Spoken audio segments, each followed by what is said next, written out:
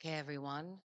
Hello and a very warm welcome to this session today. It is lovely to see you all. I know that the previous round of discussions in Daphne Hall, I think, ran over a little bit, but we want to get underway at the moment. Of course, the timing of this session is very fortunate, coming off the back of COP28 in Dubai. Although, actually, I think based on where the text stands now, we're going to get an update very shortly on that. We are almost certain to run over past the deadline date that was meant to be tomorrow. But I think that is something that we are now accustomed to with these meetings. Of course, every year, the Conference of the Parties, or COP, brings together countries which in 2015 agreed to adopt, sign, and legally abide by the Paris Agreement. Almost all of the countries in the world have committed to keeping temperature rises well below 2 degrees, ideally at 1.5 degrees centigrade.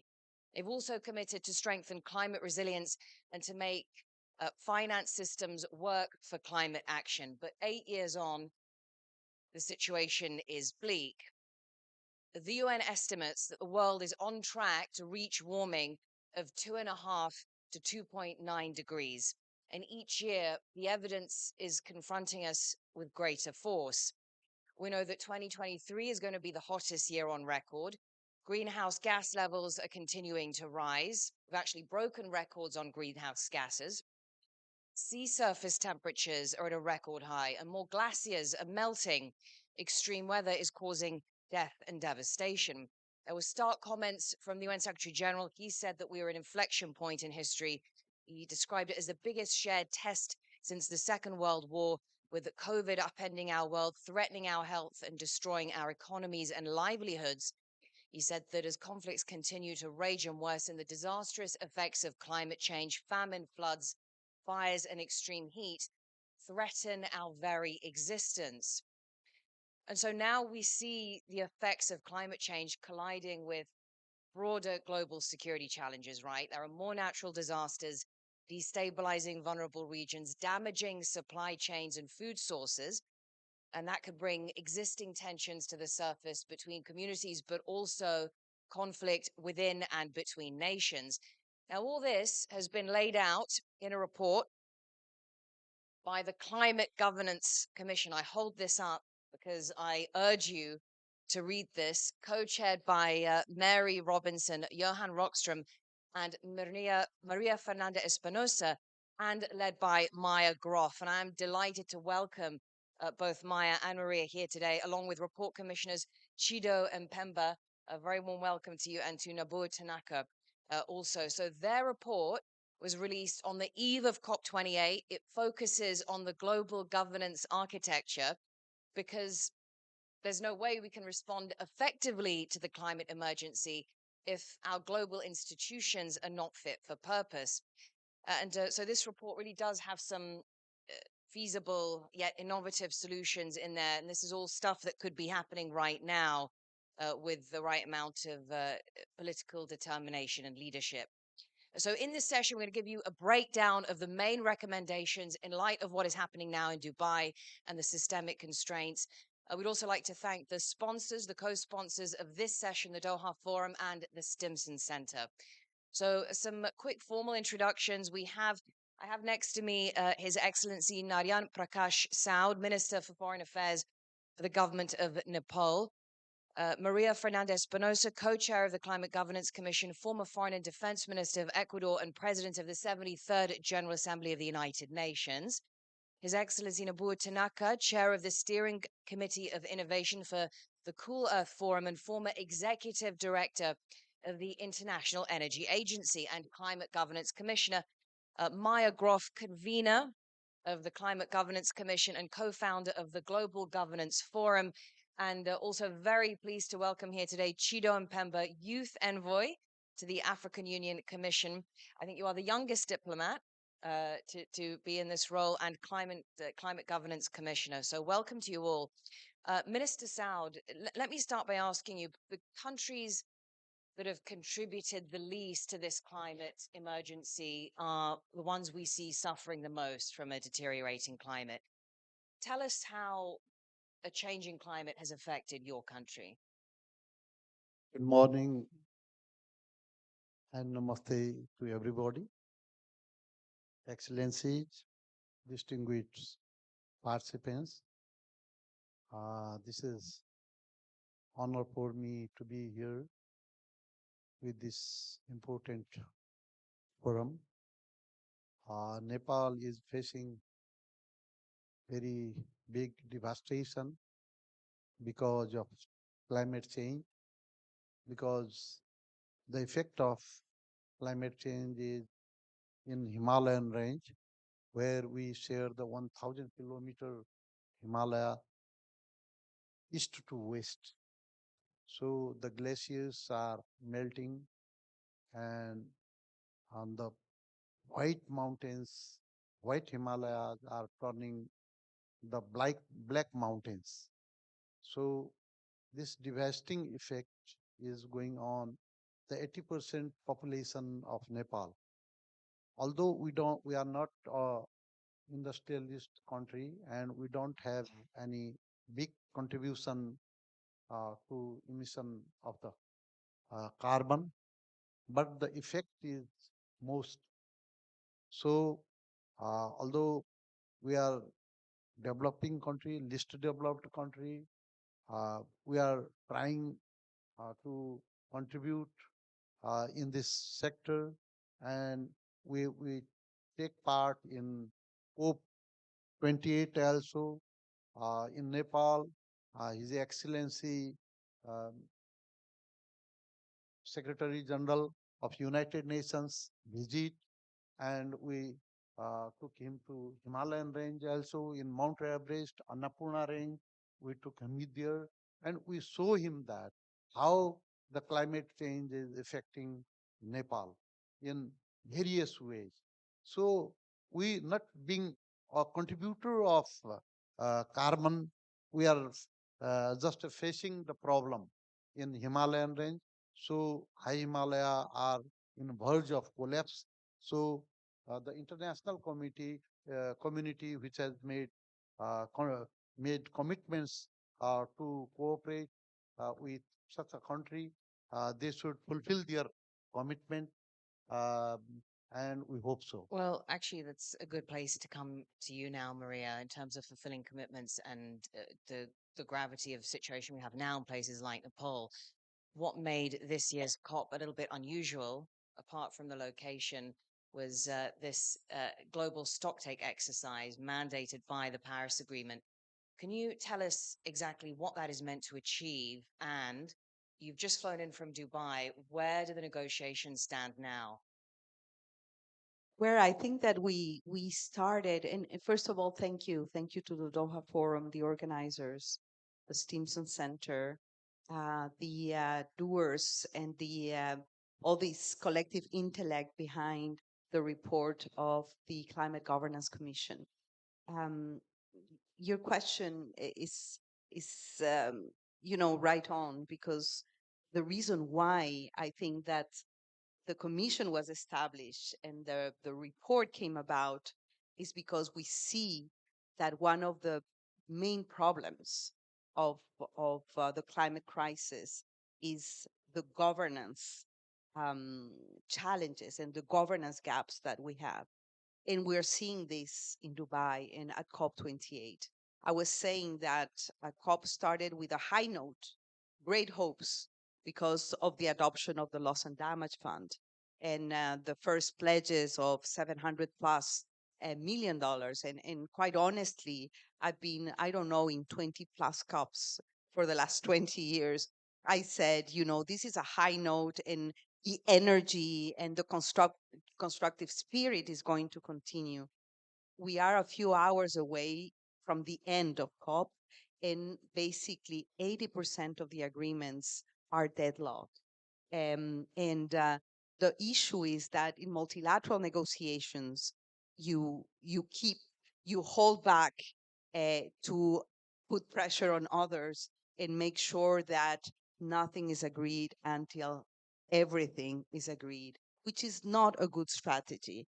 The world, the 104,000 people that disembarked in Dubai for COP are really following what leaders are doing. And it is urgent, urgent that we think about our own survival as a species. Maria, when you say that, the United Nations Environment Programme said even if the best case scenario, even if everything is implemented now and countries meet their stated obligations, the best case scenario would be limiting a temperature rise to 2.5 degrees, which means that we're not moving at the speed and scale required by science. So when you say that the agreements are deadlocked, this is a very serious situation we're Absolutely. in. It's putting in risk our own existence as a species. Planet Earth can live very well without us.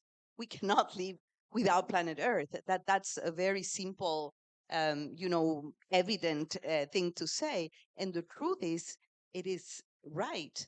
After 28 times that COPs have met, our emissions continue to grow steadily. And so basically, we have to operate in emergency mode.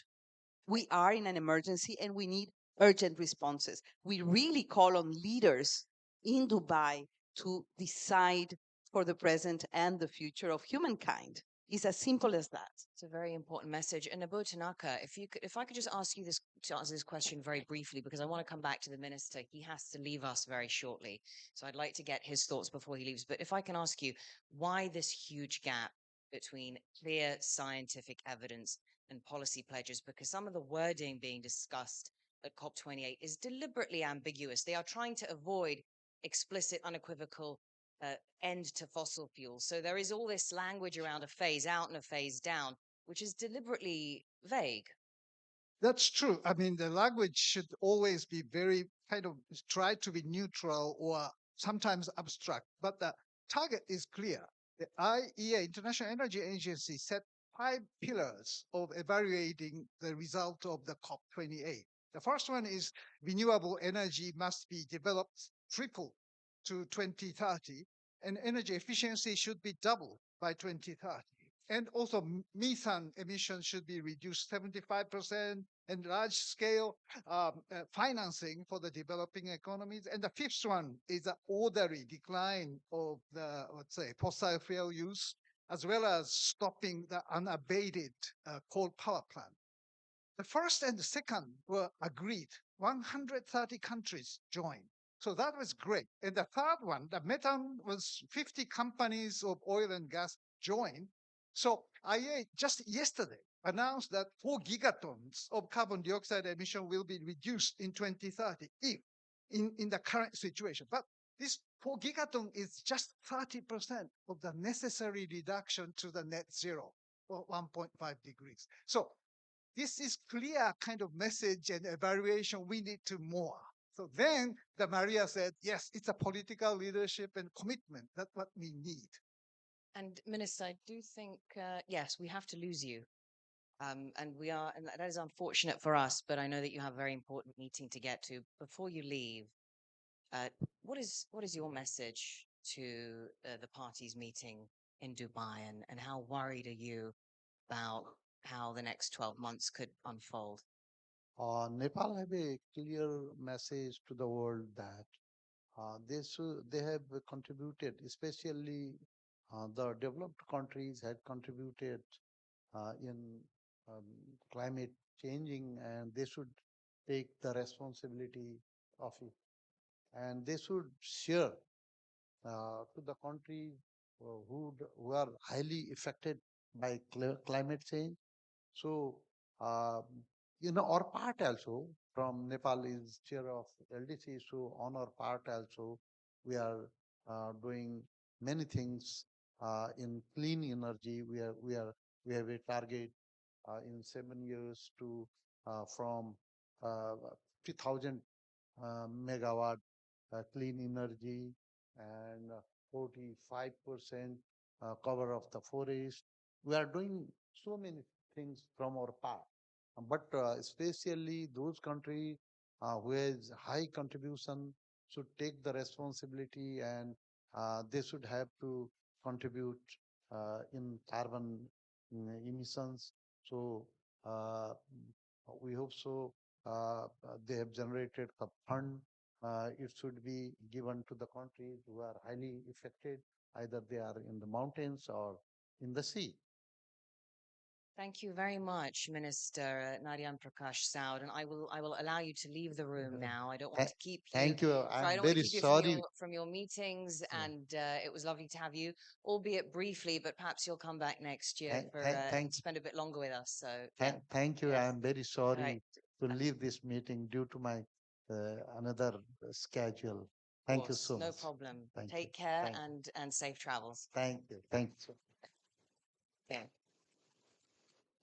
And so, Maya, maybe I'll come straight to you now. So it's been an interesting COP28, this. Uh, the president has obviously a strong vested interest in fossil fuels. He is one of the chief executives of ADNOC, the Abu Dhabi National Oil Company. As you know, there's a lot of concern expressed when he was first announced as the president. 100 different stakeholders, including negotiators, wrote to say he shouldn't be appointed to that post. And now there have also been these revelations around possibly using COP28 official meetings to strike oil and gas deals. Does this really set the scene for the sort of impetus and drive there has to be in order to reach an agreement for phasing out fossil fuels? Because as Maria was saying, it's there's absolutely no commitment to set a date for that. In fact, we're moving further away from it. Thank you, Miriam. Lovely to be here with you at the Doha Forum. So I put this, the whole COP process in sort of a broader perspective of our international governance processes. And I'm a treaty negotiator and worked in secretariats doing binding multilateral treaties for many, many years. So in fact, the gridlots at COP are sadly quite predictable due to sort of our outdated processes, I would say.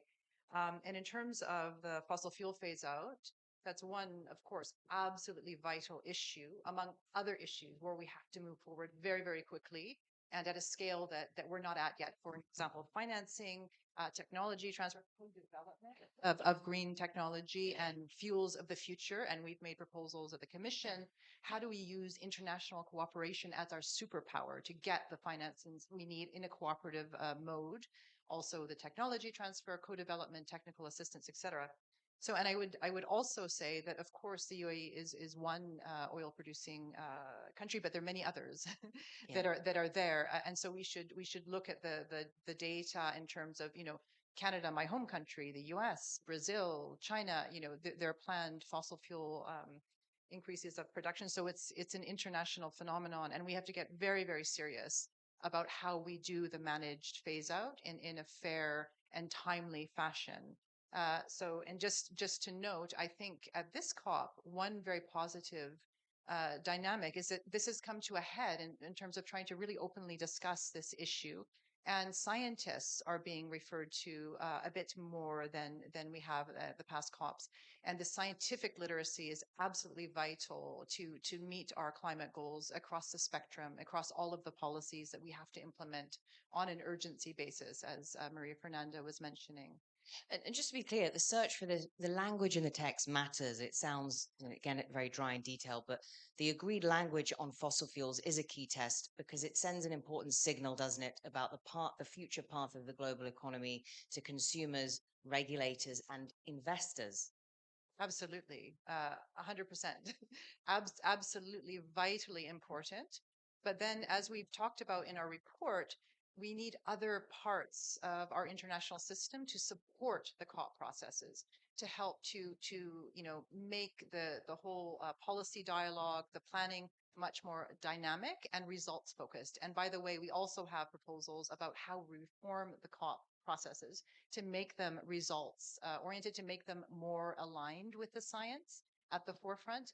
So yes, this language is absolutely vital. We're still hoping. We know that Maria is very much involved in these discussions, and many of our commissioners are on the ground pushing for the right language to signal indeed these absolutely vital policy shifts. Well, I tell you what, we'll discuss the role of law, justice, accountability, but more and climate financing. But first, I want to speak to Chido Mapemba about the recommendations to ensure the equitable distribution of resources, because there were strong calls for more financing and support when Kenya hosted the first Africa Summit in Nairobi. That wasn't long ago.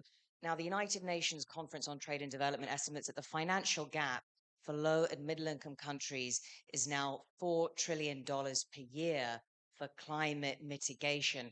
Tell us about the Commission's recommendations to ensure the equitable distribution of resources to tackle this.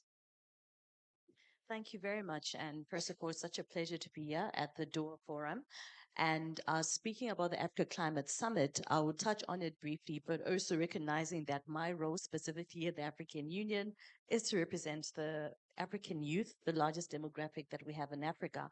And they're affected the most when it comes to climate change, including on issues to do with loss and damage, which is on the rise in Africa. So as a result of this, our head of states met in Kenya specifically to discuss on their commitments as Africa regarding to how they're going to invest in the issues that are affecting the countries within our continent.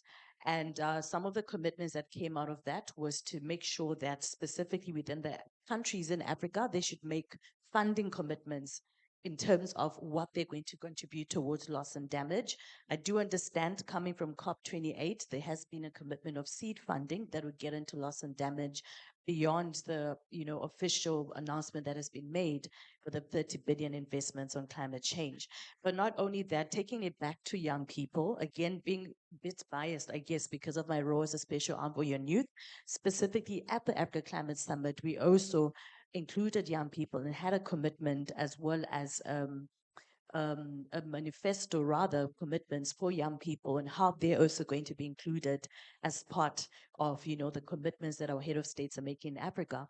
And part of this was to make sure that we also invest in our young people, specifically with those that are working on different innovations, including on renewable energy, and to make sure that more investments go towards young people startups.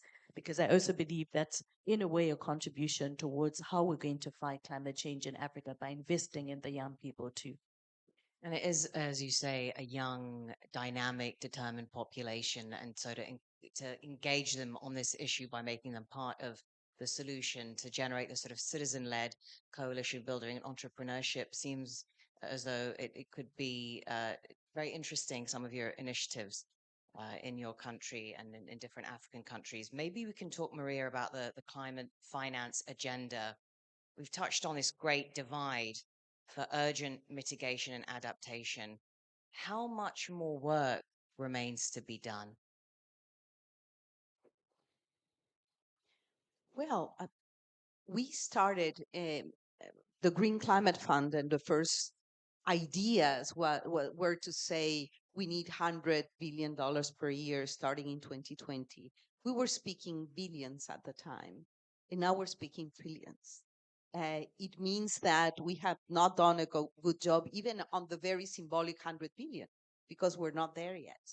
And I think that higher ambition, both on mitigation and adaptation for developing countries, have to come with a means of implementation. Scale up, go from billions to trillions. You mentioned the magic number of 4 trillion per year. We also need to ensure that transfer of low carbon technologies for developing economies do happen, and boosted capacities for developing countries as well.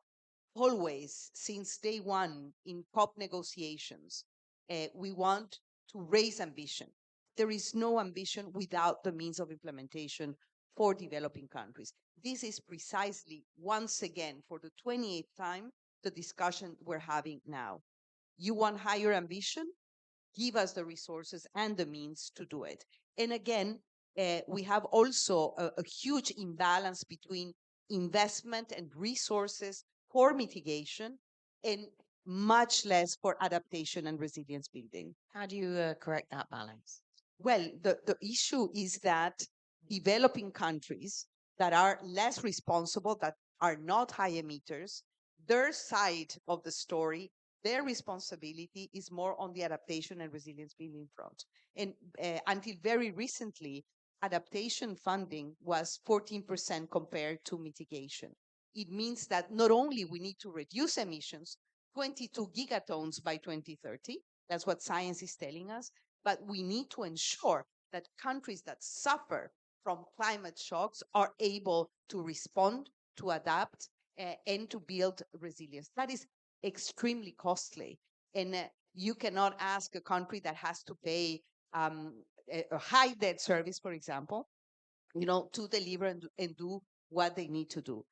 By the way, there is also a big push at COP, and I hope it really remains in the text, the need for an urgent debt relief package for highly indebted countries Debt that are also debt relief. highly vulnerable.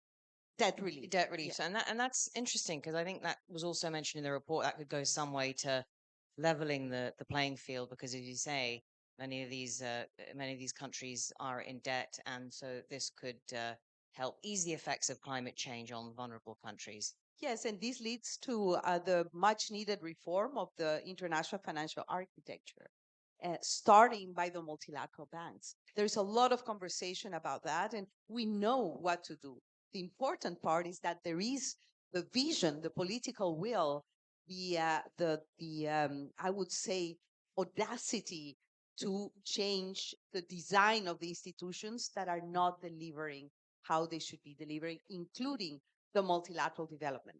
You mentioned that it's going to take resources and money. Nobuo Tanaka, the world spends trillions on fossil fuel subsidies each year. I think it surged to a record $7 trillion last year. How then can that be redirected to clean energy investments and climate mitigation efforts? Because again, the report mentioned financial, legal, regulatory tools that could be devised to make it costlier to emit greenhouse gases and to incentivize both businesses and individuals to drop carbon. Yeah, well, we need definitely this kind of standards, international standards for what is green, what is the say necessary let's say way to reduce carbon. For the carbon pricing is one of the very often quoted measure to achieve and incentivize private sector as well as government to spend money. I mean, while subsidizing some part of the energy consumption and making the carbon prices totally, double standard. So we have to set a very strong way of governance in the internationally, let's say, harmonized way. So I think international energy agency, or like I'm working for the international organization, so kind of international body is really necessary to harmonize the subsidy standards or role of carbon pricing. What is the standard for the hydrogen, clean hydrogen? So this commission is proposing in for the mid to the future as agenda as a World Environment Organization. Now we are very serious about the competition of green industrial policy everywhere.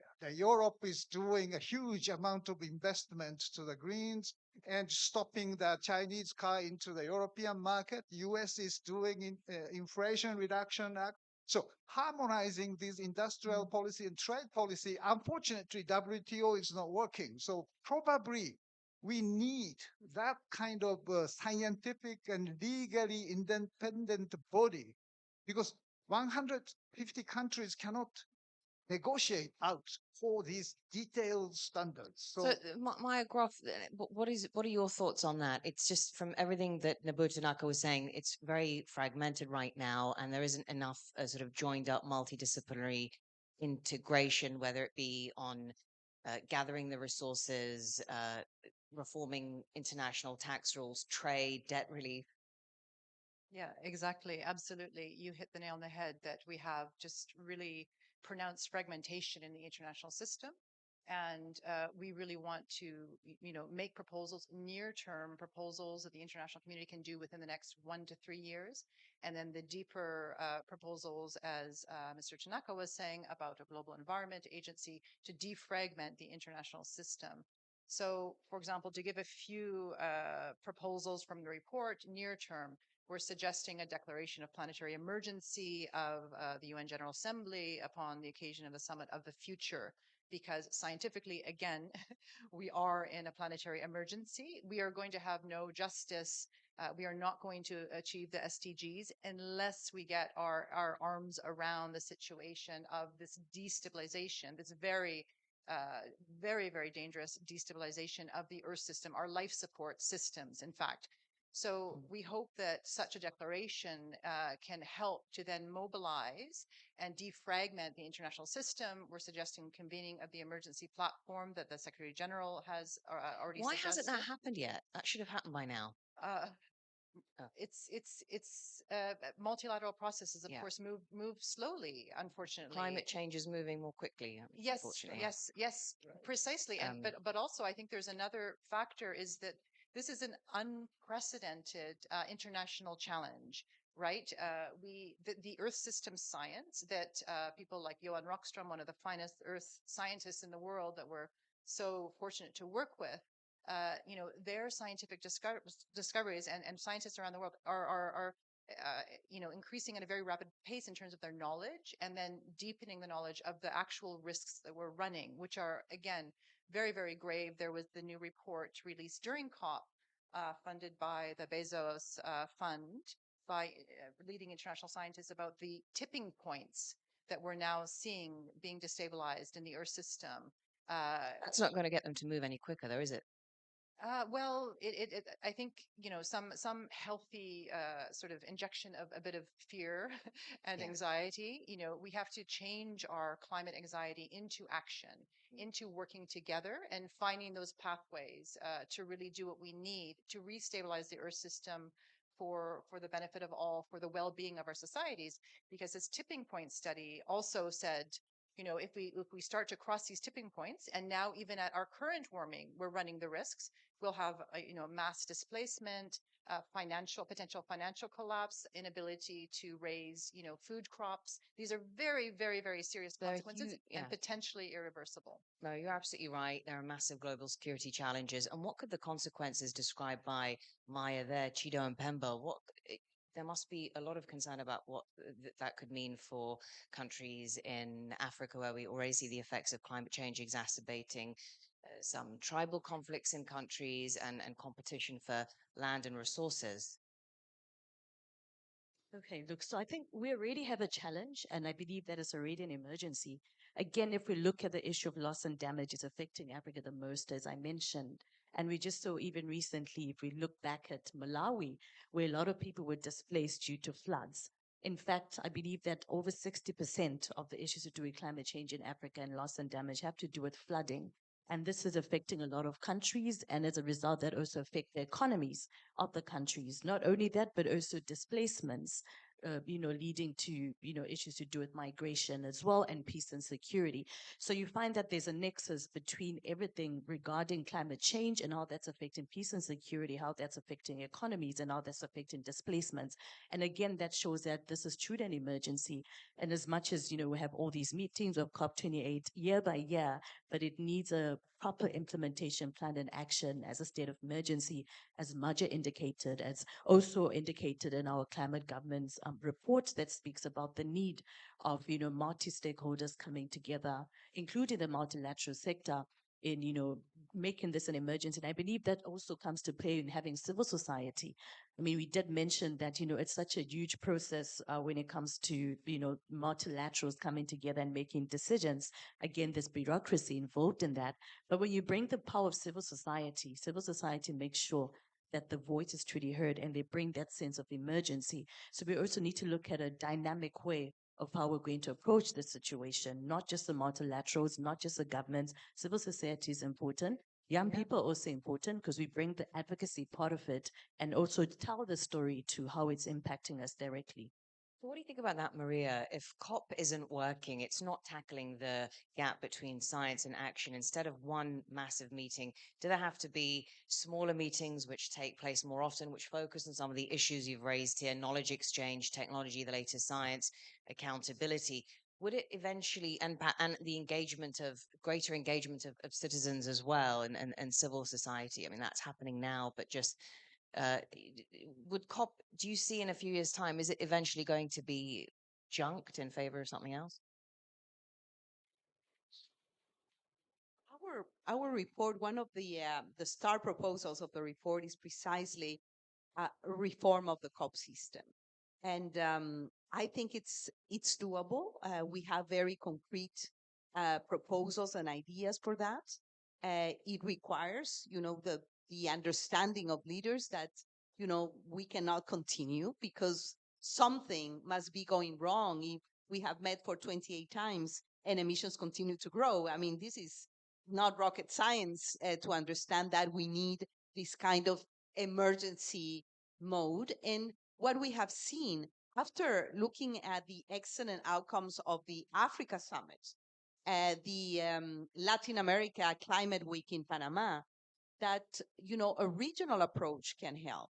That perhaps we can think about a every 3 years a global COP, just for one purpose: accountability, no, and reporting back on progress. And there are many ideas in the report. I think that at some point leaders would understand that it's not working, and the multilateral system can be reinforced.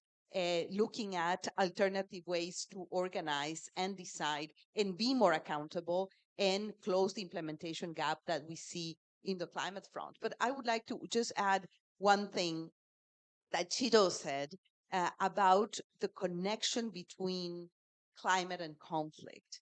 I think, the climate crisis, I continue to say the climate crisis is not the problem, it's a symptom of a dysfunctional relationship of our societies with our production and consumption modes, with the policies that we're able to put together, but also of the politics, of the political cycles. Sometimes political leaders, and I speak here as a politician, passive politician, but as a politician at the end, you think about the next elections and not the next generations. And climate requires a long-term responsible vision to act and do things that need to be done now, today, at the COP28 in Dubai. And I really hope that we will see, white smoke coming out of Dubai. Otherwise, it not only we will be in trouble, but the multilateral system will be in trouble in terms of its effectiveness and legitimacy. So I hope that the leaders over there in Dubai, very close to here, understand that it's not only climate and our survival that is at stake, but the legitimacy of the multilateral system as a whole. But has that not already, I mean, we look at where international relations is at the moment, conflicts in the Middle East, the record of the UN Security Council, some would say that legitimacy is already evaporated. Now, Bua Tanaka, Marie was making some excellent points there about the opportunistic short-term nature of political cycles that effectively means that important issues that need to be tackled with consistency are held hostage to all of that. Is it likely that any of the report's recommendations are adopted because international organizations are only as effective as their member states allow them to be? And we know that the willingness of many governments in the world for this sort of thing is low. Well, I think, yes, international or multilateral process is very, very time consuming, unfortunately. It is true. But at the same time, international body is an objective and scientific body and recommend the way to go. So I think Maria is right. And there's a urgent need to make this kind of system as such. I think there's a very interesting example. There's a international organization called Energy Charter. That is the place where they make a dispute settlement when the problem happens in the pipeline, transportation of gas or etc. And there was a big discussion between Ukraine and Russia about how to share the burden of transporting gas through the pipeline through the Ukraine. And a huge conflict happened. So there's a option is to raise the issue to the Energy Charter Organization and try to make a dispute settlement as process or legal or technical way. Unfortunately, Russia and Ukraine both declined to go that direction and just politicize it. Russia wants to make the case against Ukraine with their power, and Ukraine went to the Europe to help Ukraine to fight with Russia. So because of that, this crisis comes to the geopolitical one. Yes, the process of energy charter may take a year or two, but it is more legal, technical, and never probably went to the war if both countries agree to use the settlement international body. So international body is the way to use the conflict more peacefully solving. So I think, yes, that is a kind of wisdom we have to make sure that for the climate change mitigation, this is a very tricky and very political issue, but there should be a good technical way to solve the issue. Speaking of a good technical way, Maya, Maria was just saying there have been 28 COP meetings and it's not getting better. Greenhouse gas emissions are rising, so something's gone very wrong. How does accountability currently work under the Paris Agreement? Countries make their submissions, they explain how their targets are fair, but these submissions are not scrutinized properly, and actually, many of their indicators are not aligned with the principles of international law. Is that right? Yes, and in fact, this is the reason why, in addition to the various COP reforms or potential reforms that we're going to be actively working on, by the way, with different stakeholders, leaders within the UNFCCC system, et cetera, we will be actively working on those. But we've also suggested a next step forward for an accountability, a stronger accountability under the Paris Agreement. And this proposal was workshopped by talented lawyers in the Netherlands and the UK. The lawyers in the Netherlands were behind a groundbreaking case to hold the Dutch government to account, which then led to a cascade of legal cases across Europe and in Germany, in France, that youth, by the way, have pioneered really vigorously. So this accountability mechanism would just have this independent, technical, scientific body which could assess the fairness and the level of ambition of each country. And we suggest it could have some other roles to support countries, to support them with ratcheting up their NDCs and to sort of turbocharge and so really tighten the screws in the current Paris Agreement accountability. So we think this sort of independent, technical, science-based, informed body would be an extremely important addition. It's proved successful, that model, at the European Union level, at national levels. They have very, very good scientific bodies. So that's one step amongst others. And just to say also, in terms of the broader international legal reform, I think we mentioned in our deeper reforms part of the report how, we should also think about a more general international rule of law upgrade. We've proposed elsewhere an international rule of law package the international community could support, which will help with governance across issue areas. We have really tremendous intersecting global challenges. And I think this rule of law, international legal accountability perspective is really, really vital. And I was very happy to hear Qatar leadership in the opening ceremony and others really talking about, the importance of peace, justice amongst countries, to avoid complex, to ensure that we get to the root of these festering international issues. So that's another, I think, really important foundational proposal of the report. So, actually, we have a couple more questions to get through, but I thought if anyone else in the room has a question, maybe feel free to, I think we'll have a microphone or something. If anyone has a question, I have more questions. I'm a nuisance that way. Question. Hi, my name is Jeff Brown. I work for Energy Futures Initiative in DC. There has been a lot of discussion that I've heard at this forum about, completely restructuring international financial systems, but then the natural turning is immediately to multilateral development banks, right? What about the rest of the financial system?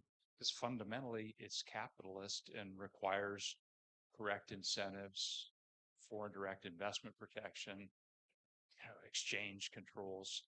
And besides talking about the World Bank, IFC, ADB, blah, blah, blah, what do we do with the whole rest of the financial system? I don't mind who takes that. Anyone have a particular enthusiasm to answer that question? No. I can make and then Maria perhaps too. Absolutely. I don't know. You said you said investment protections. Okay, that's one aspect, and that's actually quite a well-developed area of international law. There's actually quite robust international dispute settlement. Yes, okay, arguably it could be improved as most aspects of the international system. So I don't know what else you're referring to, and happy to have a conversation later. But for example, we've done some really interesting policy papers on, for example, de-risking climate finance around the world through an international cooperation platform where you have development banks involved, but also national development programs. But we've tried to focus, yes, the leveraging and mobilizing the private sector and the risk aspect is really important. But there are also these really urgent needs for the global international public finance. Because we're trying to make these governance improvement proposals, the international public finance, we think, is a really, really pressing concern. And there are so many interesting novel options to raise genuinely international sources of international public finance. The international community just is not thinking boldly enough in an innovative way. We've all seen the benefits of financial globalization, but we haven't yet harnessed all the wealth that we have in the system to deploy for the common good. So we have a range of proposals, and happy to talk further after. I mean, just following on from that, can I ask then one question about fossil fuel companies that are, we've heard this thing before, but I mean, maybe it's more significant in light of the war in Ukraine because they're expanding production until 2030. They've been using their record profits because of the conflict with Russia to increase investments in fossil fuels. So, does there need to be a levy on the windfall profits of those companies? Right. Well, I think that when we say a reform of the international financial architecture, we mean a comprehensive reform, I would say mindset transformation in a way. And when I say mindset transformation, it also means an epistemological conceptual transformation in terms of redefining risk, for example, in terms of saying what is the profit that we can take out of a country that loses in 72 hours 80% of its GDP because of a climate shock. What does it mean? And what we have seen, fortunately, in spite of all the pledges from the private sector, very good intentions from the private sector, private investment in a low carbon economies and developments, it has arrived too little and too late so far. We are very much relying on public finance, which is more predictable and rules based in a way, and that's why we are putting a little bit of the focus on the multilateral development banks, on the terms and conditions of loans, for example, on redefining the debt sustainability assessments of multilateral banks, in looking at concessional funding, in looking at recapitalizing multilateral banks so they can lend more on the adaptation front for developing countries. We are, thinking about the idea of co-responsibility in terms of global taxation mechanisms. And there are many proposals out there on global taxation, on debt relief mechanisms. So it's a full package. It's not only to say, this is what we need to do. We need a full package of rethinking the financial architecture that is positive in social equity and development and negative in carbon. And this requires a lot of choreography, a lot of political will, and but we have to start somewhere. And the somewhere are the main Bretton Woods institutions, and there are many proposals out there, including the Bridgetown Initiative and the debt relief for green and inclusive recovery that I have the privilege to co-chair. Mariam, yeah, I think, yes, IA made a very interesting case about oil and gas industries facing this COP28. What they said is that these oil and gas companies are spending just 2.5% of the total capital investment for the clean technology. And IA urged them to spend 50% of the capital investment to that clean technology. This is the moment of truth, they say. So this is a very interesting test. How there are differences in the oil majors or national oil companies. Europeans are doing relatively better.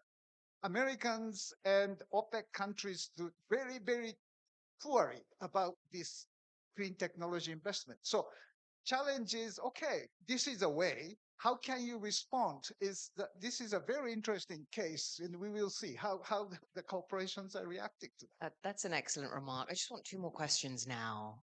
Maybe one on Chido Mapemba, the Summit of the Future is coming up. Why is this meeting important, and is it likely to make a difference to these international efforts to tackle the climate emergency?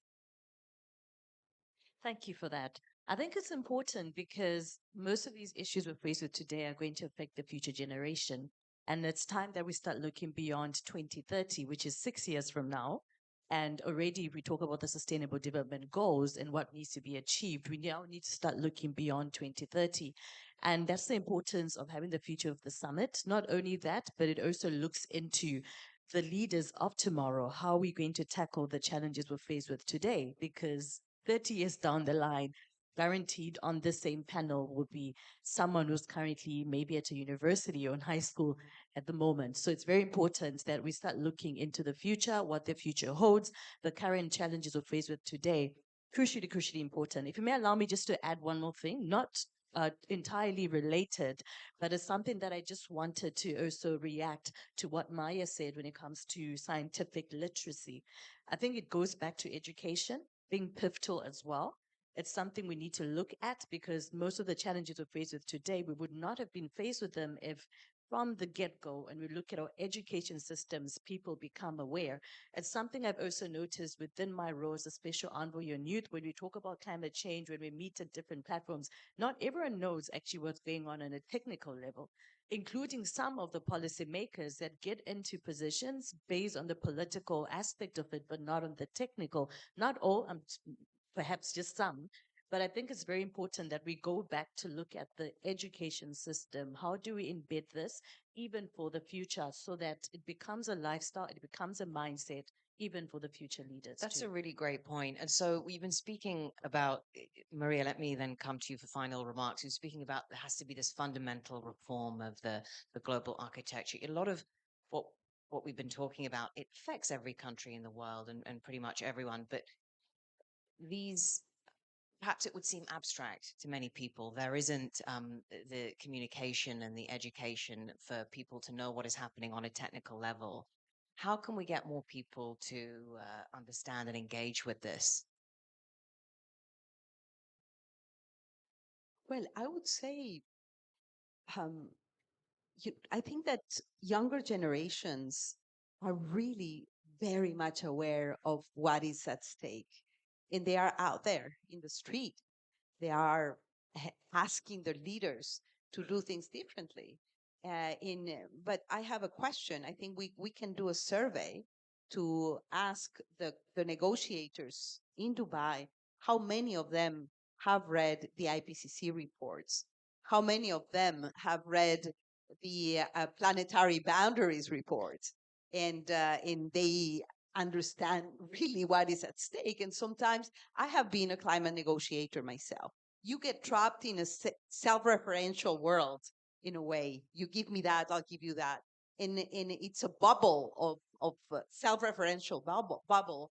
And I think that the power of for example, when you vote for a representative in Congress or you vote for a president, I think that as citizens, we have, the obligation to ask them what is that you are going to do, to keep the Earth system safe, and preserve the integrity that we need to continue to live in this planet.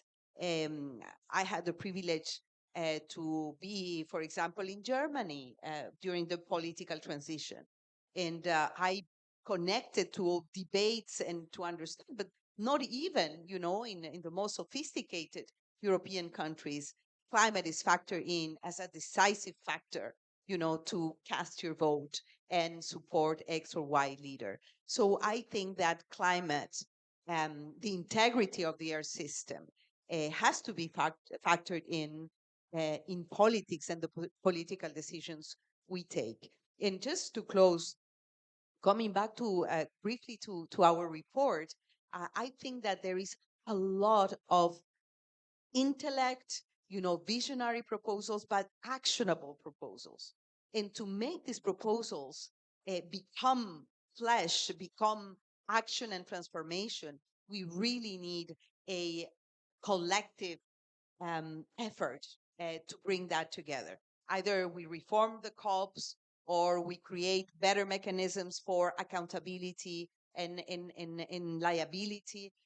Either we reform the international financial architecture. I mean, all that is there is actionable, it's doable, but we need, a group of let's do it to support this. And these include ambassadors at the UN in New York, foreign ministers, but also an active and engaged citizenship, young leaders like Chido to be behind the ideas that are contained in our report of the Global Climate Governance Commission. So thank you again. Here it is. Maybe we should send a copy to COP28 negotiators in Dubai, given what you were saying about whether or not they might have read UN reports about climate change. But thank you very much, our panelists, Chido Mpemba, Maya Graf, Nabur Tanaka, and Maria Esperanza Fernando. Thank you.